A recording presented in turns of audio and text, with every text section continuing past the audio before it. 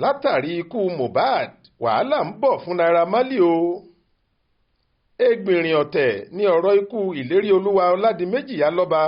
tí ọ̀pọ̀ èèyàn tún mọ̀ sí Mohbad, ìyẹn ọmọkùnrin olórin hip hop tó kú lójijì dà báyìí o, bí wọ́n ti ń pa ọ̀kan ní òmíì ń rú pẹ̀lú àwọn àṣírí oríṣiríṣi tó ń tú síta nípa àwọn ewu ìdúnkookò mọ́ni àti ìfìyàjẹni tí ọmọkùnrin náà là kọjá nílé iṣẹ́ tó ti ń gbé orin jáde tẹ́lẹ̀ tó jẹ́ ti olórin hip hop tó jẹ́ ọ̀gá rẹ̀ nígbà kan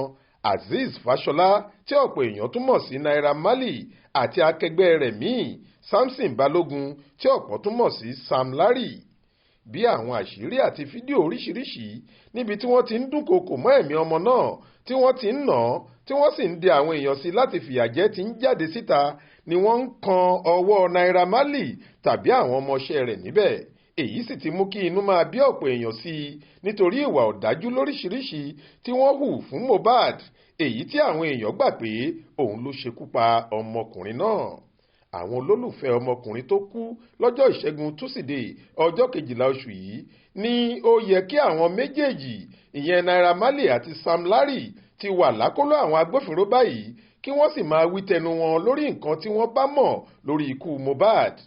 Bó tilẹ̀ jẹ́ pé iléeṣẹ́ ọlọ́pàá ilẹ̀ wa ti fi ìkéde síta lọ́jọ́bọ̀ tọ́sídẹ̀ẹ́ ọ̀sẹ̀ yìí pé ìwádìí ti bẹ̀rẹ̀ lórí ikú olóògbé náà,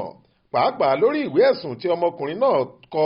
tako Sam Larry àti àwọn 15 míì tí wọ́n ń dúnkookò mọ́ ẹ̀mí ẹ̀ títí dójú ikú. Èyí kò tẹ́ àwọn olólùfẹ́ olóògbé náà lọ́rùn. Èyí ló fà á tí àwọn kan nínú wọn fi ń pariwo pé àfi kí wọ́n ti iléeṣẹ́ orin Naira Marley pa,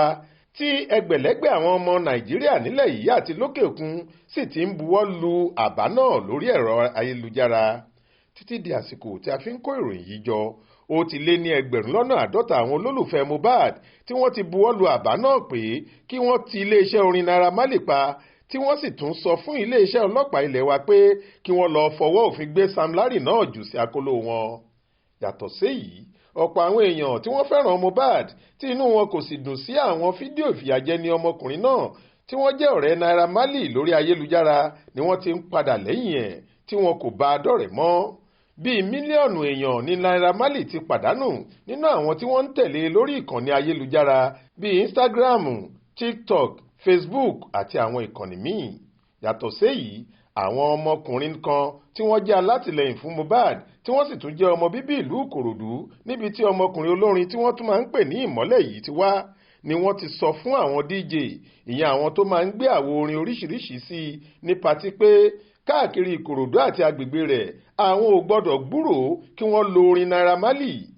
Bẹ́ẹ̀ làwọn kan tún ń pè fún pé kí wọ́n ti iléeṣẹ́ orin rẹ̀, ìyẹn iléeṣẹ́ tó ti ń gbé rẹ́kọ̀dù jáde èyí tí Mohbad darapọ̀ mọ́ tí wọ́n sì ń bá a fa wàhálà lé lórí nígbà tó kúrò níbẹ̀.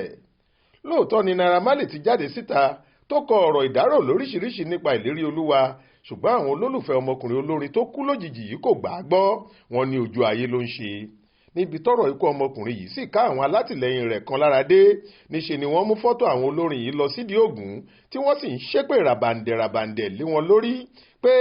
báyìí ló máa ṣẹlẹ̀ sí wọn àtàwọn míì tí wọn kò dárúkọ tó bá lọ́wọ́ sí ikú olóògbé Mohbad.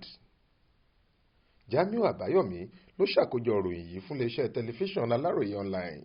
Faith Adébọ́lá ló kà á sétí ìgbọ́ yín.